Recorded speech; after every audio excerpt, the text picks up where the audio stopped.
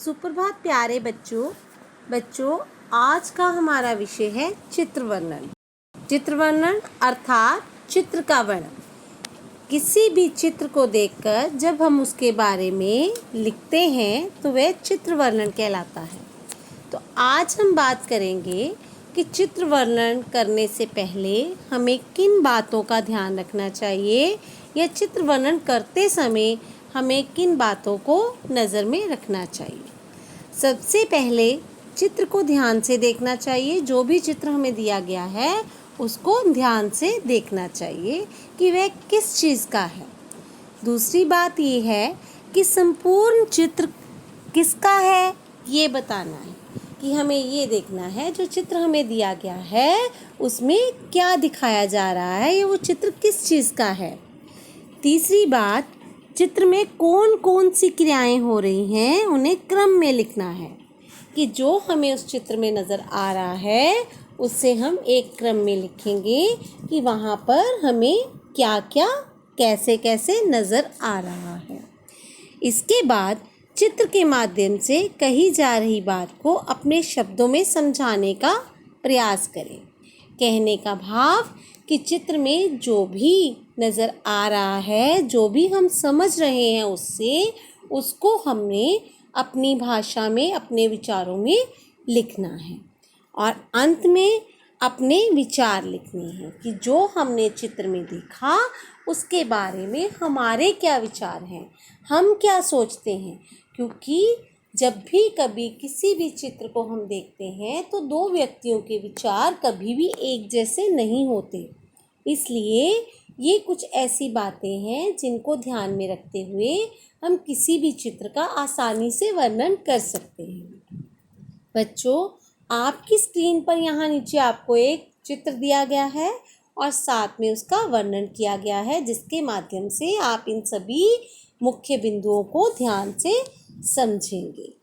यहाँ पर हम देख रहे हैं कि इस चित्र के अंदर एक महानगर के चौराहे का चित्र है।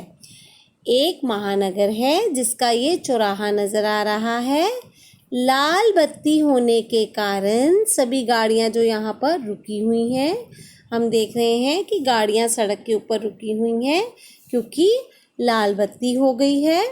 फुटपाथ पर एक बच्चा एक वृद्ध महिला को सड़क पार करवा रहा है। फुटपाथ पे हमें नज़र आ रहा है कि एक वृद्ध महिला जो है उसको एक बच्चा सड़क पार करवा रहा है। एक व्यक्ति अपने स्कूटर को आधे फुटपाथ पर ले आया है। अब यहाँ पर हमें नज़र आ रहा है कि एक व्यक्ति ने अपना स्कूटर जो है आधे फुटपाथ के ऊपर लाया हुआ है उसको। यह नियम के विरुद्ध है, जबकि हमें ऐसा नहीं करना चाहिए। यातायात के लिए बनाए गए नियमों का पालन ना करने से ही दुर्घटनाएं होती हैं। जिस प्रकार इस व्यक्ति ने गलती की कि ये आधे फुटपाथ के ऊपर अपना स्कूटर लेकर आया हुआ है, तो ऐसी लापरवाहियों की वजह से क्या होता है, दुर्घटनाएं होती हैं। कुछ लोग हरी बत्ती होने का इंतज़ार नहीं करते और गाड़ी दौड़ाकर ले जाते हैं। ऐसा करते समय गाड़ियां आपस में टकरा जाती हैं। जिस प्रकार इस व्यक्ति ने यहाँ पर गलती की, इसका भी इरादा कुछ ऐसा ही नज़र आ रहा है और दुर्घटना हो जाती है। इसलिए वाहन चलाते समय यातायात के नियमों का पालन अवश्य करना चाहिए। अब यहाँ हमने देखा कि इस चित्र में हमें जो चार बातें नज़र आई उनके अलावा हम अपने विचार भी यहाँ पर दे रहे हैं कि जिस प्रकार मैंने यहाँ पर बात चित्र में की कि व्यक्ति जो है फुटपाथ पर आधा स्कूटर लेकर आया हुआ है। कुछ व्यक्ति जो है वो हरी बत्ती का इंतज़ार नहीं करते, उससे पहले ही अपनी गाड़ियाँ दौड़ाकर ले जाने का प्रयास करते हैं जिसकी वजह से दुर्घटनाएं हो जाती हैं। और कहते हैं कि हमें जो है सड़क यातायात के नियमों का पालन करना चाहिए। ये क्या है, ये मेरे अपने विचार हैं इसके बारे में, इस चित्र के बारे में मैं अपने विचार जो है वो प्रस्तुत कर रही हूँ। ठीक है ना। तो इस प्रकार बच्चों हमने क्या देखा इस चित्र के अंदर, पहले तो हमें जो चीज़ें नज़र आ रही हैं हमने वो देखी और उसके बाद अपने विचार दिए।